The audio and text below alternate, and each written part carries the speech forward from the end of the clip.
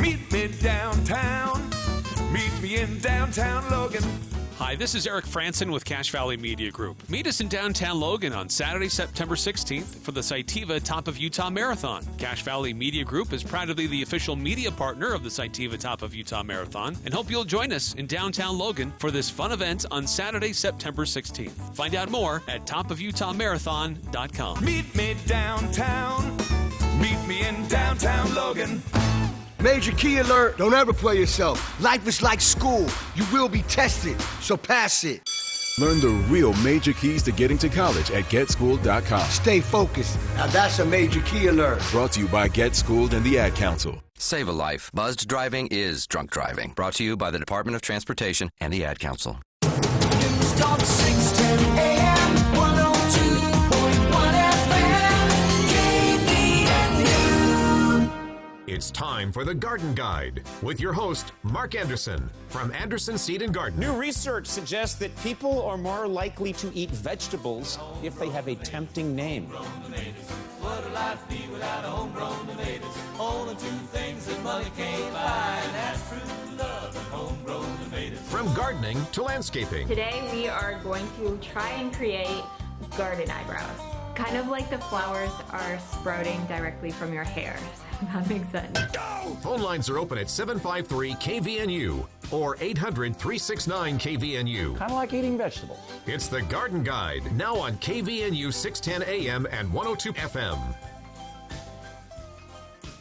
Good morning and welcome to the Garden Guide. This is Mark Anderson with Anderson Seed and Garden, and we're here to answer your questions and have a little fun today. We're going to have a good time. The sun is shining. It's beautiful outside, getting some great fall weather, and it is harvest season. So we are harvesting a little bit of everything right now. Corn's coming out of the garden. We're still getting beans. Potatoes are looking amazing, carrots, and lots of flowers blooming around the valley. So it's just a beautiful time of year to be out in the garden and to really have a good time out there. But we are seeing a lot of different things happening. So we're seeing a lot of grasshoppers still. Spider mites are showing up. Powdery mildew we're seeing all over the place. And it's also bulb season, so garlic's in, tulips, daffodils, hyacinths. And it's a great time to start thinking about planting those bulbs for next year and enjoying the beauty of spring as well too. So we can think about those things as well too. But phone lines are open. You're welcome to join us here on the Garden Guide, 753-5868, 753 KVNU or 1-800-369-5868.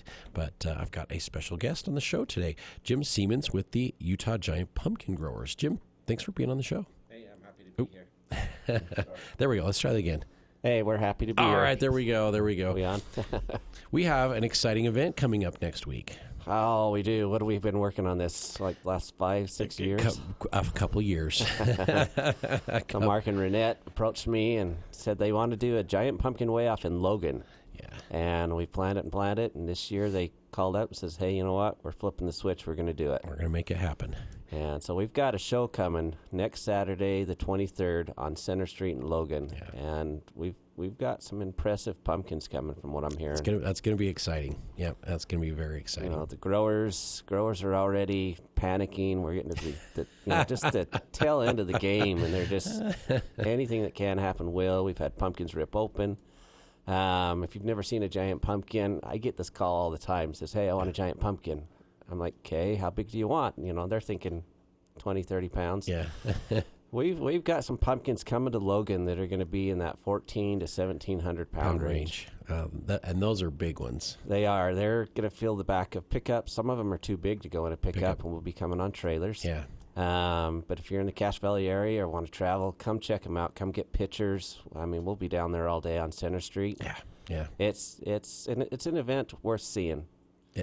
It's something new, something different. We're going to have Center Street all decorated, so there's going to be pumpkins and different gourds and corn stalks and hay bales, and we're just going to decorate it up and make it look nice, along with all the flowers that are blooming and looking great down there, too. There's going to be vendors. I know we've got at least one pumpkin carver coming in. He's a professional carver. He'll be carving about a 400-pound pumpkin. Amazing. That's going to take him, all day? Usually, yeah, it depends on how much detail. Usually, I usually tell people 100 pounds an hour is about what they can carve. Okay. Depending on how intricate they want to do. Very cool. My wife's trying to get me to carve. We'll kind of see if I end up doing that. I do not have that artistic skill. That's I tell people I'm the goofy carver. That's when I go to Texas and I work down there. I do the goofy pumpkin carvings. Cool. That's very, very cool. Yes, we've got probably between the food trucks and the vendors, we've probably got about 35, 40 booths that are going to be there. So there'll be lots of different food. We've got all kinds of activities for kids going on. So there's going to be a lot of different activities. Art activities, creative things that they can do, as well as some games to play, movies at the Utah Theater, and just a lot of really cool things going on. Yeah. And if you do have a pumpkin, the giant pumpkins are the Atlantic giant variety. Yeah. And I know there's sleepers out there. We find them every year. Somebody's growing a great big pumpkin in their backyard. Bring it down, get it weighed, compete. We're also going to have biggest jack-o'-lantern. Yes. Carving pumpkins. So if you've got something you think you can show off and, take first place, bring it down. We'll also have a kids event for pumpkins. We're opening up just the kids, if they've had pumpkins, bring them down and compete for a ribbon and a shirt. Very cool, very cool. And the kids event, I think that's where we're going to start. So that's going to start at like 11 o'clock. We're going to start with the kids event. Yeah, so when the pumpkins come in, they have to judge them. They're going to be looking for cracks, any deformities. The pumpkins can't have any holes going into the cavities. Okay. They're going to be taping them to get an estimate of how big they are. And then they bring them up depending on how big they measure, up to the scale. And that's where you have to see. I mean, sometimes one that tapes smaller ends up being heavier. Yeah. And that's kind of where the fun part is in the growing. My first 1,000-pounder, I weighed in, and I was smaller than 3 guys above me. Right. And so we weighed in, and I ended up weighing almost 100 pounds more than every one of them. Heavier, yeah. Interesting. Very interesting. And that's all kind of water weight, isn't it? Yeah. Yeah. Yeah. It's like how much moisture it's absorbing and holding. The biggest key to growing them is to try and keep them growing until you pick. Yeah. If they stop growing before, a week before the weigh off, then they start losing weight. Interesting.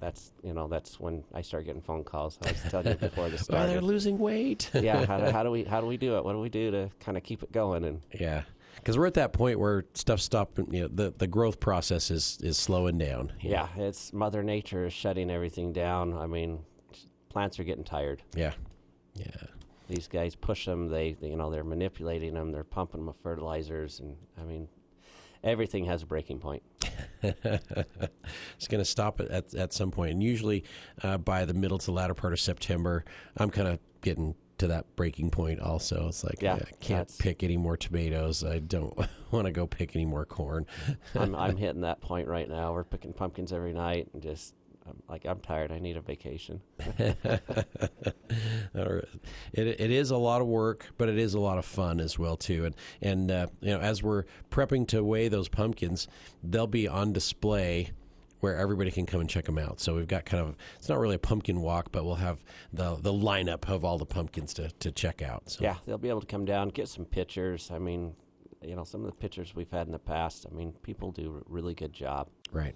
Get your grandkids, your kids, whatever you got, come down and enjoy it. And you just when you're talking giant pumpkin, most people don't grasp it till they actually see them. Yeah, how big they really are. Yeah, they're just massive. I know we've had a couple out in front of the store in the greenhouse when the weather turned bad, and everybody just loved checking them out. Yeah, it's well, you have to stop and look. The first thing everybody says is that real. And then they want to touch it. Yeah, then they want to touch it. And they're like, oh, my gosh, this thing it's a real pumpkin. And it's so funny to see the expressions and see the comments and see people talk about it. There's just a handful of people that grow, and it's not just Utah. This is worldwide. Right. The weigh-offs are up and going. My Facebook and Instagram feeds are full of growers loading up and heading to weigh-offs right now all over the world. The world record, there's a guy that's going to try and take that on. Yeah, he's got one this year. He thinks he does. It's measuring close to 3,000 pounds. Wow. I know for quite a few years the magic number was 2,000. Now that was for a long time. They were like when really I trying to first get that got into 2,000. it, about 2,000 pounds was the magic number, and everybody's like, "I got to grow a 2,000 pounder," and it's like, okay, I first got to crawl over 1,000 pounds. Yeah. And now guys are getting into it, and I mean, last year, I believe the top 50 pumpkins worldwide were all over 2,000 pounds. Right. And what is it? Italy holds the world record right now. It's 2,700 pounds. 2,700. There was one that was growing. It broke open at 2,900 pounds last year in the UK.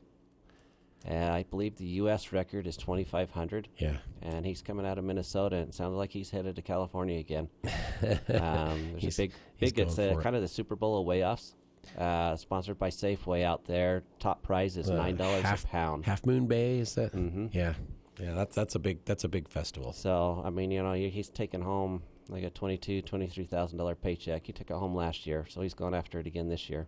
Wow, that's amazing. But they, each year we just keep figuring out how to keep pushing it. And get a little bit bigger, and then how do you harvesting the seed? I mean, you're pollinating the plants with basically themselves, so they're staying. So a lot of them, especially the top growers, are controlling the pollinations. They're trying to find that magic combination. And pollinating your pumpkin, it doesn't do anything for it this year other than if it pollinates, it'll grow. Right. But what you're doing is creating the offspring for next year. Right. So when these guys start harvesting seeds and they start throwing them out there, if you take like 100 seeds and 90 of them go 2,000 pounds easy, all of a sudden everybody wants that seed. Uh-huh. And that seed starts creeping up in value. I mean, when I got into this, one seed would have run you $1,800. Wow. There's so many genetics out there, but prominent seeds right now will run you $400 or $500. That's no guarantees it'll grow. That's no guarantees you'll get a pumpkin. Get one that big. So I mean, I've got one, and I'm growing it more for the seeds. I haven't really pushed it real hard, but it's about 900 pounds. But I paid $400 for the seed. Right. Interesting. There's so many factors into it. It's like how early the season starts, and soil temperatures I know are critical. You got to have the right soil temperature. Yeah, and here in Utah we're at a disadvantage. They like a humid climate. Yeah. Now this year's been a little bit better, a little more mild. We've definitely been more humid. We've had a lot of those rainstorms throughout the summer that probably have been really good. I know the growers like up in Washington, Oregon area, they start complaining if they start going over 85 degrees. You know, and here in Utah, we're sitting at 101, 102, exactly. dry air. Yeah. So that's helped us this year, having a cooler spring, having a little more mild summer. Right. The guys down at sea level tend to do a little better, both on the East Coast and the West Coast. Why do you think that is? I think it's the humidity. Yeah. And then if they can get the airflow, they haven't got the mountains blocking you. Right. You get that coastal climate. But some of those guys are kicking 2,000-pound pumpkins out, and they don't even do half the work we do. Yeah. It's unreal. But they're all super nice people. Right. And they're always willing to share their ideas, and you kind of have to take and figure out what works for you, your area, your soil. Everybody's so different. What works for one grower isn't going to work for another grower especially in a slightly different climate. So yeah, and that's the biggest question I get when people call me and says, well, so and so's doing this, and I'm like, yeah, well, he has more money, he puts more into the soil. You bought a bag of peat moss, he bought a semi-load. There's little things, it takes years to develop your soil and really get your patch up and running. Right. And we got growers that will take a year off or 2 years, and that's all they do is they focus on their soil. They're just prepping their soil for it. They're doing just building it up. They're doing cover crops. Right. Just trying to put the nutrients back into it. Zeolite and peat moss and all kinds of good things. Airflow, keeping that soil. I mean, pumpkins don't like to be packed in the ground. Right. They like that fluffy soil, and then they suck every nutrient out of the soil. And they're rooted usually in more than one location. Yeah, so if you ever go out, even your jack-o'-lanterns will do this, pick up your vines, and everywhere there's a leaf, if you look down at the bottom of it, there'll be like a white triangle. Yeah. And if that has contact with moisture in the soil, it'll sprout a root. It'll root.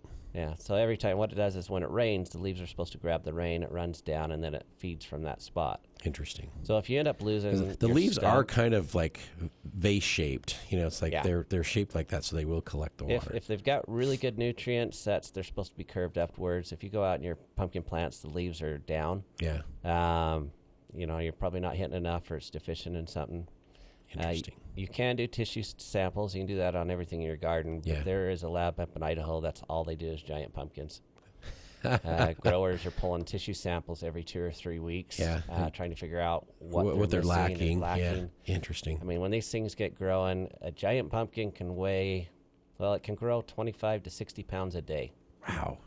That's amazing. So if you're taking up that much and growing that much, you're sucking up nutrients. But the question is what nutrient is it using the most of? Yeah. A lot of them are consistent, but, are you lacking in phosphorus?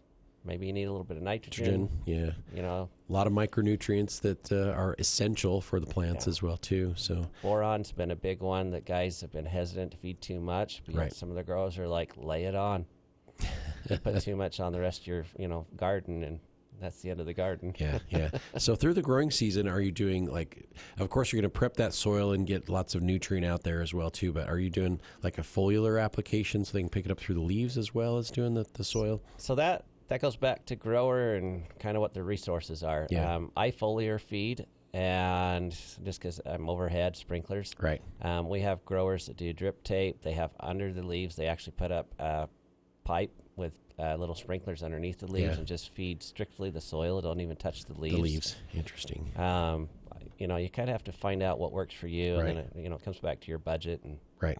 how much you want to Now do. you gave me a couple plants this year. I planted 2, and I think they are both. I mean, I gave them probably at least 1,000 square feet just for those 2 pumpkins. Yeah, 800 to 1,000 square feet is optimal. Yeah. A lot of growers say you go more than that. It's just they don't get any more growth. Right. Um, Mine ended up growing into the corn as Yeah. well too. that's where I used to, when I first started, I used to grow out on the lawn, and my wife would go out there and run them over with the lawnmower. She's like, keep it on your side of the line. But yeah, so when they get up, and Your wife owns the lawn too. yeah, Yeah. she won't let me touch it. Yeah, But she's mad at me because I walk behind her with the fertilizer. Yeah, Renette likes to mow the lawn too, but she fertilizes also. She likes does it to. she? Yeah, she likes it to look really Mine good. tells me not to, so that it won't mow as fast. She's now mowing 3 times a week. So. The benefits of being a farmer, right? Yeah, but yeah, if you're so once we get up so big, we actually stop the growth in the plants, and then we get a pumpkin set, and Do you trim the vines off so they're not spreading all over the place? walk Still, out and just chop everything off, and then any tertiaries that come under the extra vines that start growing, we Right. try to keep those clean. Airflow is a big thing on them, but you want to push all your nutrients into one pumpkin. right. So get that vine growing, get a couple pumpkins on there, pick what you think is going to be the best one. Yeah. Take the other ones off. And then you just step on the gas and don't ever back off. Feed. And then you start calling 911. I'm the 911, for pumpkins. How'd you get that job? Oh, I really don't know. I think it's because I grow so many. Everybody thinks I've had Right, almost right. every problem out there because I grow commercially giant pumpkins for Right. private events, public events. How many do you have this year that are in that 300 to 500 pound range? I don't know yet. Because you got a little bit of growing time still. I figure I'm going to have about 100 that are averaging 400 pounds. Yeah, and that's not a small pumpkin. No. The 400 pounders pretty. I mean, that's pretty good size to begin with. So you and I could probably sit in them. Yeah. They'd be a little tippy if you put them in water. Our kids though could sit in them very easily. Yeah. Cool. And If you just cut the top off and cleaned it out. Yeah. So. And if you're laughing at that, they actually do a regatta, a boat race down at daybreak. It's on the news every year. Yeah. They get that's them pretty cool. in them, and they race across the pond. And Yep. Use them as a canoe. I won it one year. Did you really? Yeah. That's awesome. That's where I learned to use a lot of Advil. It's not the most comfortable thing to sit in. Yeah, and get all the way across. So. It's like sitting in a bowl, and so you go to paddle on one side and you start spinning. So you have to hurry and get on the other side. At the same time, you're trying to balance you know, I mean, it works every muscle in your body. And plus, with the balance is like work on some core there. So yeah. So, but you know, we figure, so like I do a lot of parties, events. They bring in professional carvers. Yeah. And a lot of parties will last like 4 or 5 hours. So about 400-pound pumpkin is about perfect if you bring in a professional carver. Wow. You know, we've had carvers that try to take on like a 1,500-pounder. I had one down in Texas, and it took her 3 days to carve it. To carve it? Holy smoke. She's just like, this thing is too big. But, you know, did she do detail like all the way hers around? Hers is so intricate, and the detail is so unreal. Yeah. Cool. But, you know, it comes back to that's about perfect. I figured out how to do that in Cache Valley. We do have the wrong climate for doing what I'm doing. Right. Mother Nature plays against me a lot of the time. All the time, yeah. Between the hail this year and the hot temperatures. But it's, like you said, we did have a much more mild and wet summer than usual, so we should have had some pretty good conditions. If you get into it like I have, I mean, I've got now two great big greenhouses, so I can start in April because pumpkins don't like the cold. No, they don't like that cold. And we had especially cold soil this year to start off with. So you know, if you're going to grow competitively, you really have to start your seeds April 1st. Yeah. And try and have those in the soil by the 15th of April. They'll come up really quick. You know, yeah. It's like you can start those pumpkins and I can have them up in like 3 days. 4 days. They're a very aggressive growing plant. And I mean, the idea is to get them going and then just push them as hard as you can. Yeah. You're feeding like multiple times a week. If you're doing your fuller, I time you water. feed probably 3 or 4 times a day. I feed a lot of compost tea. I've started brewing that for even my whole farm. I feed it on my alfalfa. It's amazing. It's just amazing what it does. Yeah. You know, I like my patch that I have that I grow my commercial giants in. We've been fogging them this year with a backpack fogger. Yeah. And so I figure I should be pretty healthy because I've been walking around with healthy bacteria on my back all summer long. It's good for people as well as for plants. Yeah, so it's been interesting, you know. And as I get into it, I found out about the Utah giant pumpkin growers. Right. And that's where I went to my first weigh off it'd been 10 years ago. Yeah. And I think I weighed in my first pumpkin, it was like 600 pounds. And you were stoked. You're like, yes. Yeah, I was. You know, all the neighbors are like, holy cow, you actually grew that? And then I get down there and it's like, I took like 13th place. Yeah. I mean, I knew these things would get big, but I didn't realize how big till I actually saw them. Yeah. And so then I went back and I worked my butt off the next year and I showed up with a 1,000-pound pumpkin. And like, the thing with growers is if you can break the 1,000-pound mark, you're kind of in that little elite club. Right. And everybody kind of looks at you like you are now a grower. You did 1,000 pounds. Yeah. It's like, welcome. It's like fist bump. You're now part of the club. Yeah. And then it just kind of developed. I got into the club a little bit more. And what was it? About 4 years ago, I got put in as the president. Right. So I was president, you know, through the pandemic and then trying to keep everything going. And, you know, fads, things are changing. Parties have changed. Everything in the Salt Lake area. And we kept it going, and then I'm like, you know what? I'm kind of done with this. I want to kind of get out of it. Yeah. Just do my thing. And so I got out of being president this spring, and then Mark calls me. Says, hey, let's do it. Let's do a pumpkin weigh-off. Which is cool. I've been working with them, so they'll have one in Salt Lake. They have one in Logan, and but it's opened it up because we have a lot of growers up in Idaho. Right. And this is a much better location for them to travel to. Well, they're all stoked because they'll have family here in Cache Valley. Yeah. Some of them have kids going to Utah State. So, you know, the family gets to come with this year. Right. And this is going to be a family-friendly event. So, I mean, it's going from 11 o'clock till probably about 5 o'clock, and then we've got live music afterwards. So throughout the whole day, you can come, you can see what's going on during the weigh-off, whether they're doing the giant pumpkins or whether they're doing the giant watermelon or the giant squash or the I know they're doing like super gourds and all kinds of cool things. I didn't write them all down. I know there's so the GPC is the organization that we're part of. It's part of a worldwide organization. Great Pumpkin Commonwealth. Yeah, and they recognize like 5 vegetables. It's like I can't remember. It's like watermelon, tomatoes, right? A long gourd, a pear gourd, and Mallow. Yes. Which would be a zucchini. Yeah. Yeah, which would be a zucchini. So we got growers. Some of them, that's all they grow. Yeah. We've got a grower coming. All they grow is long gourds. I saw a couple of the pictures from a couple years ago, and there were some squash in there that were just, I couldn't believe the size of the squash. Yeah, It's like, holy smoke, that's a butternut squash. Yeah. Yeah. So we had one, and Utah set the world record, and then somebody else took it away from us. Took it away. Hey, but that's what it's all about, right? Yeah. That's what it's all about. So we are talking pumpkin growing, giant pumpkin growing. We're talking the Giant Pumpkin Festival. And if you've got questions or comments, would like to join our conversation, I've got Jim Siemens here with the Utah Giant Pumpkin Growers that can help answer any of those questions you've got. And I'm here to answer any of your gardening questions. We're going to take a short break here, but we'll be back talking more giant pumpkins. The Giant Pumpkin Festival is next Saturday on Center Street. Center Street's going to be closed.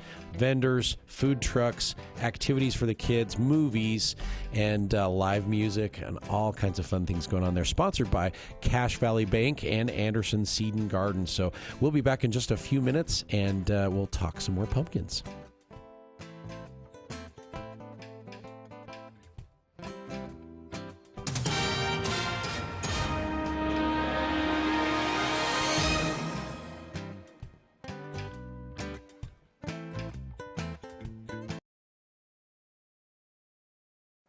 I'm Bill Walter, KBNU News.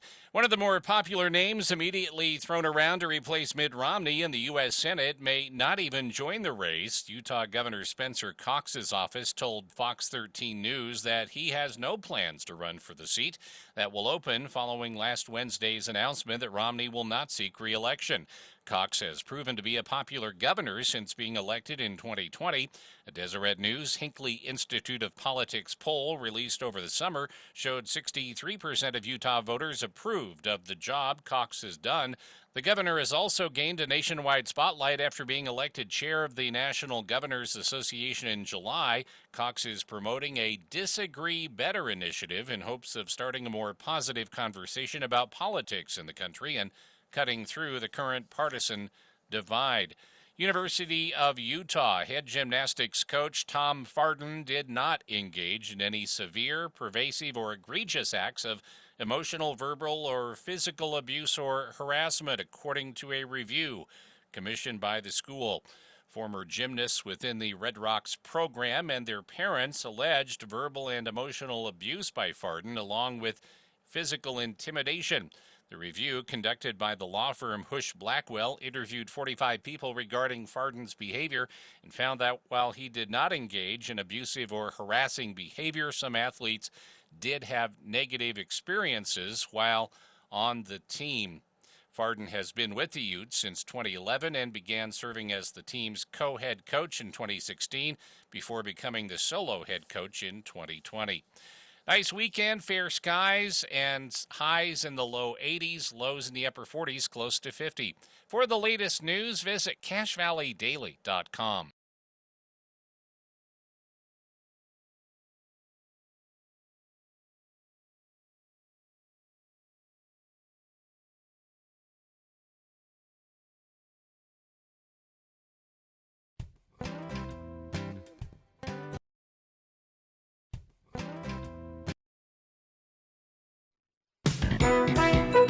From ABC Sports, I'm Mark Remillard. The pennant and wildcard races heating up around the MLB with many important games lined up last night, starting in Baltimore with the Rays chasing the Orioles in the AL East. Top of the sixth, Harold Ramirez adding insurance to the Rays' lead. Pitch. Swinging a drive to deep left field. This is way back toward Baltimore and gone! The call on 620 WDAE, that made it 7-0. The Rays draw even with the O's for the division lead with a 7-1 win. Out west, the Dodgers visited the Mariners. L.A. looking to get a step closer to clinching the NL West division. Down 1-0 in the fifth, Miguel Rojas turning the tide with one swing. A 1-1.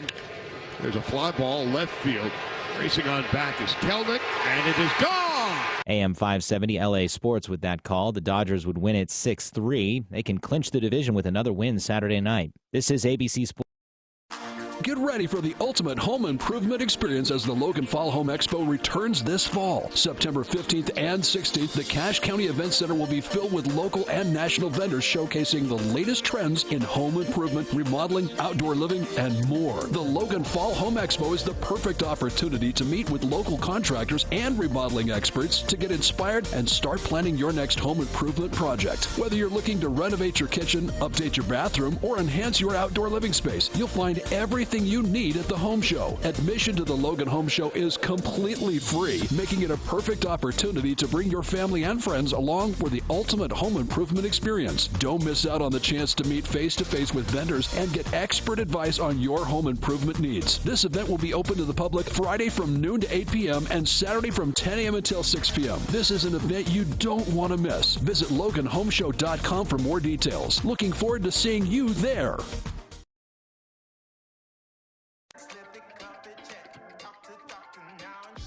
Nearly 1 in 2 U.S. adults have high blood pressure. That's why it's important to self-monitor your blood pressure in 4 easy-to-remember steps. It starts with a monitor. Be next to talk to your doctor about your blood pressure numbers. Get down with your blood pressure. Self-monitoring is power.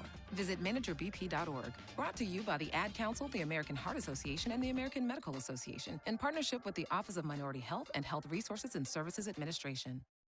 If I could be you. And you could be me. For just 1 hour. If you could find a way. To get inside each other's mind. Walk a mile in my shoes. Walk a mile in my shoes. Walk a mile in my shoes.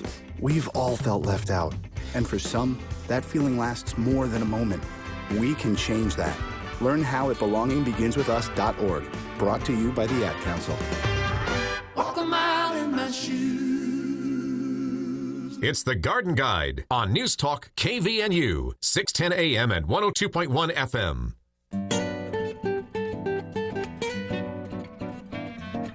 All right, we're back here on the Garden Guide, and we've been talking Giant Pumpkin Festival. So the Center Street Giant Pumpkin Festival is next Saturday. It's going to start at 11 o'clock, and at 11 o'clock, they're also doing the ribbon cutting for the plaza there on Center Block, and the Gardeners Market's going, and the Vintage Market's going as well, too. So there's so many fun things going on. But our Pumpkin Festival on Center Street is going to start at 11. It's going to end up finishing around 4:30 or so, and then we've got live music from Little Barefoot afterwards until about 7 o'clock, until about dusk. And so a full day of excitement, whether you come to see them weigh those 1,000, 1,200, 1,500, hopefully 1,700 pound pumpkins. Yeah, to come, and they're all tiptoeing right now.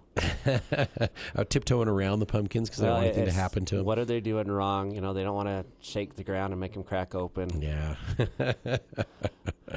There's a few of them that like to take the radio out, and they're playing the music. Music, yeah, keep them happy. And, I think all the wives are joking. It's like they can't wait till this thing's over with so they get their husbands back. Yeah, because it's an all-summer project. So, but the Center Street Giant Pumpkin Festival starts at 11, goes until 5. Live music afterwards. We've got free movies at the Utah Theater. So they're going to show, it's a Great Pumpkin Charlie Brown every bottom of the hour starting at 12:30. And at 5 o'clock, they're showing Nightmare Before Christmas. And so that's like the 5 o'clock showing is going to be a little bit bigger, longer movie. But there's kids' activities. There's all kinds of different food options. There's games. There's a scavenger hunt to work all over Center Street as well, too, and a couple other places that are adjacent to Center Street as well, too. It should be a blast. But the key, like the most important thing, are the giant pumpkins. That's really what we want to get people down there to come check out these pumpkins. They're just amazing. Yeah, come down. Bring your cameras. Get some pictures. Come see this. This is something a lot of people don't get to experience. Yeah. And I can't describe it to you. You have to see it for yourself. and there's going to be some a lot going on just with pumpkins, and it's yeah. So come enjoy it. Can we talk a little bit about how they get them in? Because every time I see one of these festivals, that's what the first question that pops into my head. How'd they get this over here? How do they transport? Wouldn't you be sick if you put all of this work and time in, and then you're driving it there? And I've got how stories. do they do it? Very carefully is the answer. Yeah, very I dropped carefully. a 400-pound pumpkin yesterday. I was lifting it, and it come out of the straps and cracked open. I still have one steer, and he's so excited. He loves pumpkin season. He's been eating for the last 24 hours. Yeah, but we have a pumpkin sling. I call them like if you have the dairy background, agriculture background, we used to use hip locks to raise cows that right. are, trying to stand up. So I like to call them hip locks for pumpkins. For pumpkins. It's probably very similar. Yeah, it's just a strap system that goes down around it, and then you cinch a rope up at the bottom. And then when you lift it, you should be able to lift it and put it on a pallet. Some guys don't have, the equipment. Right. So they make tripods. They'll go in and they'll lift it with the sling, and then they back, if they can't get the truck in. I mean, I know guys that back their four-wheelers in with trailers. Yeah. I mean, this is a neighborhood event. Right. So Everybody comes to help. Friday, you'll start seeing Facebook posts pop up saying, "Hey guys, we're having, my wife's making ice cream. We got a big pumpkin. Yeah, you're gonna work." But everybody gets in on it. Everybody knows the giant pumpkin grower in their neighborhood. Awesome. Because fall, everybody talks about them. Everybody loves to see them. That is so cool. But then once you get them in the vehicle or on the trailer, then you gotta drive kind of careful. Yeah, so the bigger ones weigh enough that usually they don't move around. There are straps that you can kind of strap them down with. The biggest thing, because I transport these things to Texas and Arizona, right. You don't want them to bounce. Right. How do you do that? This has taken me years to figure out. Yeah, you don't want to bounce it because you hit the right pothole and you're going to bounce. I've got there, especially the tail end of my trailer is what is the worst. It bounces down the freeway. Right. They fixed it now down in Roy. That stretch down there that they've worked on for the last 25 years is what it feels like. Yeah. I hated it. It's just like, is there a way around? It seems like ever since they got like the Olympics, they've been working on that section like since the Olympics. Yeah. And it's like there's washboards right in the middle of the road, and you hit that with your pumpkin on it. It's just like, and the stress starts crawling because once it's weighed, you don't care. Yeah, right. But, the stress starts crawling up, and it's like, I've just got to get this thing down there. I got to get it to a scale. But we've kind of figured it out. There's strapping systems you can make. We've actually started. I go around and collect everybody's old mattresses. Mm-hmm. And we throw them on top of the load and strap them down. That way you've got the cushion between that and the straps. The straps aren't rubbing. Right. And that way those things don't bounce going down the road. But if you see them out on the road, make sure you don't forget they're driving down the road. Paparazzi are crazy when they see a giant pumpkin, and they tend to forget that these guys are trying to go somewhere. Sometimes they don't let them off the freeway. Yeah. So don't follow Jim to the way off, but we do have a really cool photo op set up. So by the stage where we are going to do like the broadcast or the production, I guess, I don't know what to call it, we're going to have this really cool old farm truck, and we're going to weigh the pumpkins right on the tail end of the farm truck, and we'll have some great photo opportunities there. So when we crown the giant, like the Center Street giant, we'll leave it there on the truck and let people come get pictures with it. So that'll be cool. That'll make some great pictures. I know. It'll be awesome. Yeah, I've been to a lot of these, and I mean the people it's fun to watch them. That's the funnest part. See everybody's eyes light up. Yeah, and I'm around them. I grow them, cool. so it's kind of like it's not a big deal. But I mean, when other people see them and they're like, "Wow, that is so cool." And it stops them in their tracks. So, so if like I grew pumpkins this year that you gave me a couple of the plants, and I was gone for a couple of weeks, and then we had a really busy summer, and I was like running around doing all kinds of different things. Didn't put a whole lot of effort into it, but I think I've got probably 2 pumpkins that are probably close to 200 pounds. I'll have to measure them and see what you think. But I cannot even like budge them. They're like that big, and. If I wanted to really get into this next year, where do I start? What would I do? So your biggest thing you're going to want to look for is genetics. On the seed. Yeah. I mean, you can there's varieties out there, but we're talking the Atlantic giants. They're kind of like the Cadillac seed of pumpkins. And you just can't go get a packet from anywhere because they don't have genetics. Right. You've got to have something that the growers have kind of pumped. So the Utah Giant Pumpkin Growers Association, part of that association, anybody can join. It's at $30 to join, and that acts as your entrance fee to 1 or 2 weigh-offs, whatever you want to go to here in Utah. With that, every spring we send out a seed packet. Now these seeds, they are the ones that you will see down here on Center Street. Yeah. The growers collect them, and they donate them back to the club. And that's what you're going to be able to get your hands on next year. So you can go to the club, become a member next spring, they're going to send out these seed packs. Yeah. You're probably guaranteed to get seed from a pumpkin that was at least 1,000 pounds. Yeah, you should be able to. Well, I know what the genetic lineup this is. You have inside information. There's some really good pumpkins this year, and last year was kind of a bumper crop for Utah. Yeah. And Idaho. Idaho actually had bigger pumpkins, but there's some really good genetics coming out. Cool. Some of these guys, they'll tell you can't grow 1,000-pound pumpkin off a 500-pound pumpkin seed. Yeah. I've done it. So it is possible. The genetics are there. It's just what's in your soil, right? How much time are you going to devote to come it? out? Yeah. There's 101 things you have to deal with, and you kind of learn along the way. If you fail your first year, don't give up. Try again. Yeah. If you get 200 pounders, Mark, you got to try again next year. Yeah. I'm like, you almost got me hooked. There's growers that are really competitive, but in the big picture, you are competing against yourself. Right. So, like myself, I kind of took a step away from the competitive side this year. I'm still bringing like a little small, 800-900 pounder. Right.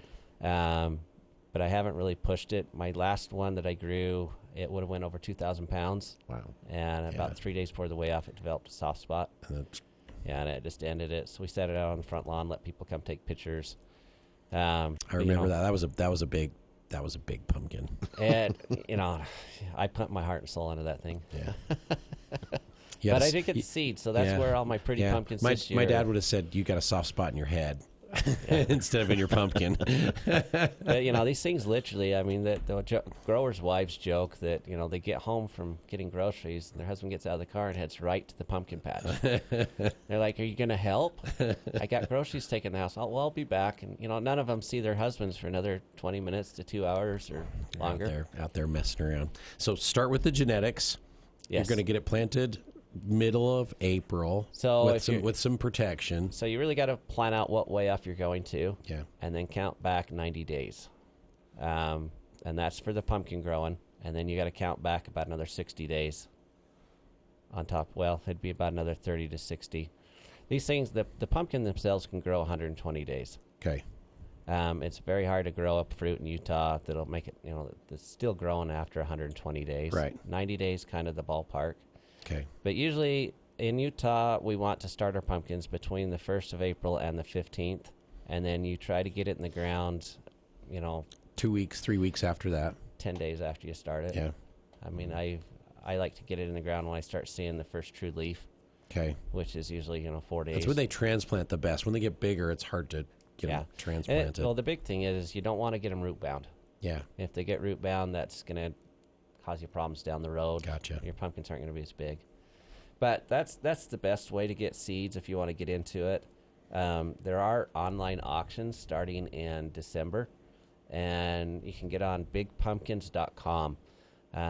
It's a site that a guy just devoted for big pumpkins. Yeah. And all the growers in the world, their organizations are having auctions. We do a draw out in November and to get our date. And then these guys go out, our pumpkin collectors. Yeah. I guess you'd call them seed collectors. They start reaching out to growers all over the world. Right. And saying, hey, we saw your pumpkin. Can we get some seeds for our auction, And sometimes we'll get a handful, sometimes we'll only get one. Yeah. And so then it goes into the lineup, and and then when you have your date, whenever you're going to have your auction, you actually can get on there and bid against everybody in the world that's on there. And going after those big seeds. Yeah, if it's a prominent seed, it's kind of fun to see how much guys will pay for it. Interesting. I'm one of those. And I find the genetics I want, and I don't care how big the pumpkin is. I just want the genetics. Right. And so I'll set my budget and be like, I could go 300 a seed or 400 a seed. And then I'm looking over the couch to see if my wife's watching when I'm bidding on it. And you're looking for like shape or color or. So that comes back to you. Yeah. It's like, what do you want? What do you want? Generally, because I know some look more like pumpkins than others. So pretty orange pumpkins tend to go a little bit lighter. Yeah. Not always, but they just don't seem to be as thick. I weighed 2 yesterday, and the pretty orange one is bigger. Yeah. It was 370 pounds, and the other one is kind of a pinkish color. The dang thing weighed almost 500 pounds. Yeah. Wow. but about the same size. Yeah, so I had to take and reweigh the orange one on a different scale to make sure that my scale wasn't out of whack. And I'm like, what the crap? But that's typically, if you're going to go pretty, and a lot of them do. Yeah. So that's where we have an award called the Howard Deal. Right. Howard actually started the giant pumpkin growing. Right. Dill's Atlantic Giant is so he developed the Atlantic Giant and got it going. And so that award is devoted to him. And it goes to the prettiest pumpkin. Technically, the GPC rules state it has to be over 300 pounds, and it can't have any ribs in it. It's supposed to be a smooth pumpkin. However, we can adapt to what's there. There's been years in Utah that we haven't had a 300-pound pretty pumpkin. Right. But that's what it is. It's the prettiest pumpkin. It's the prettiest pumpkin. Cool. But you get into, some guys will breed for weight. They don't care how it looks. Of course, this is competition. It's not a beauty competition. It's you're going after weight. How much weight? Yeah. And so you have pumpkins, and that's why they take measurements, and then they do the weight on the scale, because they want to see how, based on the chart. So they've accumulated this chart over the years. Over years, they've kind of done it enough that you kind of know about. So you take 3 measurements. You go over the stem to the blossom end from the ground up, and you take a measurement. Then you go side to side from the ground up, and then you go all the way around the widest part of the pumpkin. Yeah. And you combine those 3 numbers, and then there's a chart you can look at and get an estimate. And it's pretty accurate. You can usually come within 30 pounds. Wow. So these guys, what they'll do is they take that taped measurement, and then they take the scale, and they determine whether you went heavy or light based on the chart. On the size, yeah. Okay. So if guys are going, 10% heavy or 30% heavy, a lot of them that are getting into it will go for that. Yeah. But, we do have the growers that's all they want is the pretty pumpkin. Yeah. And, and that's cool. They develop their own seeds. They develop that dark orange pumpkin. Right. I've found in selling pumpkins, depending on what the event is, everybody likes a picture next to the pretty pumpkin. I mean, they'll take pictures of the ugly pumpkin, but no, they want to relive the Cinderella fantasy with the pretty one. Yeah, very, very cool. I think it's amazing that one, we've got that many people out there that are interested in doing this and are willing to put the time and effort into it. It's like it's an investment of time and effort. It's addicting. and materials. I mean, especially when you show up. If you're a newbie, you show up with a 300-400 pounder or 600 pounder, and you start seeing all these guys that have got 1,000 pounders or bigger, and what do I need to do next year? So then you become friends with those guys and kind of start pumping them for information. Yeah. And growers are, and it seems everybody's pretty open. They're like, hey, this is what I do. This is how it works. And we do a spring seminar, usually in February, March area, where we get together, and usually the guys that win it, we kind of bring them in and grill them. Say, what did you do different? Last year we set a new state record in Utah. It was over 2,300 pounds. Yeah. And he's a neurologist. I made him come talk. I'm like, you got to tell us your secrets. That's how it worked, yeah. Tell us everything. Because he was the first one to break 2,000. No, he was second one. Second, okay. But so the year previous, we had a grower out of Brigham. He used to work for NASA. Yeah. He's a rocket scientist, and he come to the way up with 2,000-pound pumpkins. Wow. Set a new state record, it's 2,100, and we're all like, our jaws dropped. Yeah. We're like, okay, what did you do? I made him talk that year, too. What did you do? And he actually made a little book and, had it published of kind of his season with pictures. Right. Kind of what he did. The biggest key to this is time. If you've got to devote your soul to it. Because not only are you planting it early and protecting it, but you're hand pollinating. You're hand pollinating. You want to make sure that you're trimming, any vines that are growing, because you'll have growth coming off those vines all summer long. Right. Airflow is a big thing. You're looking for bugs. Squash bugs. Squash bugs. Yeah. Squash bugs can end you real quick. So everybody, literally these growers are out there lifting leaves every night looking for it. Yeah. Fertilizing, like I said, every time I water, I fertilize. I bought a backpack sprayer this year, so I was backpack spraying. I have 2 acres of giants, and That's a lot of spraying. I lost all my weight I gained last winter. That's a lot of steps. do you like preventatively spray for like powdery mildew and some of the other diseases? Typically, yes. I start that usually in about June. Yeah, that's when you see me come down, and I'm going through your stash down there. We're trying to find. Usually, if you don't do it in June, then it's almost hard to get control of. Oh, you can't get it under control once it gets going. Yeah. It's like it's tough. You gotta prevent. Atlantic giants, a lot of them do really well against powdery mildew. Yeah, at least that's so what I'm they're seeing this year. fairly naturally resistant to begin with. Cool. You know, I've got 8 acres, and I'm sitting there going, "It's everywhere. Yeah, I can't slow it down." But my Atlantic giants, it's fairly clean. I found the same thing. It's like my pumpkin patch, the giant that I was growing. No mildew, but I was kind of doing preventatively, but some of the squashes were picking it up. But I found that none of the plants hold up really well against hail. Yeah, well, they actually will. You need to build a greenhouse or shade cloth. A lot of growers put up shade cloth. That's a good. Do like a 40% shade, and I mean, some of these guys go all out. They actually build another house just to go over the the pumpkins. I know growers that have thousands of dollars in shade cloth. That'd be fairly easy to do. But yeah, my whole garden. We were out of town and we got that hail, and since we live close to the mountains here over on the east side of Logan, just got pounded. Yeah, I was in Providence. I got the ding on my phone, and I'm just sitting there going, the stress, because I sell these things, and I've got 2 acres of them. First part of September. No. Yeah. I get home. Luckily, it hit all the benches, but it didn't hit out in the middle of the valley where I'm at. Yeah. Center Street was clean too. We were afraid that it was going to like trash all the cannas and everything there. It's like, oh, those flowers are going to be beat up, and it's like, nope, they were fine. So that was all good.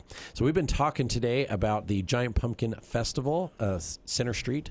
Next week, Saturday, the 23rd, from 11 until 7 o'clock at night, we'll be weighing the biggest pumpkins in northern Utah, Idaho. We've got somebody coming from Montana, possibly. Wow. We are supposed to have one coming from Montana, and we've got one coming from Wyoming. Nice. I think he's got a 9-hour drive. So yeah, he's coming. That is awesome. And lots of fun. Festivities, kids' activities, scavenger hunt, free movies. There'll be all kinds of food there on Center Street and vendors. And I think every other booth we've got has like a fun activity for kids. So this is going to be a really kid-friendly event. And it's right on Center Street, the Center Street Giant Pumpkin Festival, next Saturday. So get it on your calendar. Come down and check out these massive, massive pumpkins. We'll have them lined up there on the street so you can just come check them out and see what they look like. You can come sit and watch. If you don't want to hang out the whole time, come back. Yeah. I believe we're going to try and hit, depending on what shows up, I think we were planning on like a 2 to 3 o'clock starting the top 5. Top 5. Cool. And that's always fun because you just never know. I have 2 growers. If you guys are listening, you need to quit fighting. Yeah. They are literally measuring an inch apart, and they live like a few blocks away from each other, so they're competing the crap out of each other. All the time, yeah. And I'm like, how big are you? I don't want to tell you. You'll tell him. I'm like, I don't care. I don't care. How they're cheating, watering down the opponent's fertilizer. It's like one of them will call me. It used to be, and this has done it in years past. One will call me at 8:30, and my wife will be like, "We need to run and do something." I'm like, "No, I'm going to call at 9 o'clock." I'm getting 9 o'clock, and the other one calls me, and they get into it so bad that they're good friends, but by this time of the year, they actually hate each other. It's competitive. His pumpkin's bigger than mine. Yeah, and the one's like, "Well, I kind of tricked him. I made it look like it's not as big." And I don't care. Just, mirrors and smoke. Mirrors and smoke. It's once we get them weighed, then they're best friends, and they're back to they pump each other. Well, what'd you do different this year? That's so cool. It's fun and gets that competitive. Yeah. For growing something in your garden. That's right. There's so many variables and there's so many things that can go wrong. It's like the stars have to align. I tell every grower, you're really only competing with yourself. Yeah. If you can outdo yourself from last year or whenever you grew last, then you were successful. Yeah, you got a new personal best. We're going to have some new personal bests there. We We've got a grower that had set the state record in Idaho. Yeah. 1,200 pounds. He might have a new state record. Yeah. However, there's a grower that I'm I'm begging him. I might even drive up to Burley and help him load. If you have to, yeah. He's so excited. He might have a new state record. Yeah. Very cool. Utah, I don't think we'll see a new state record. Wyoming, if he brings his, it'll be a new state record for Wyoming. Awesome. We might have a new state record on like paragords. Right. If you don't know what that is, it's just a gourd. It looks like a pear, but I believe the state record's around 80 pounds. Wow. That's there a might big be gourd. That's two a or big three gourd. right here in Cache Valley. Yeah. Out of my patch. Cool.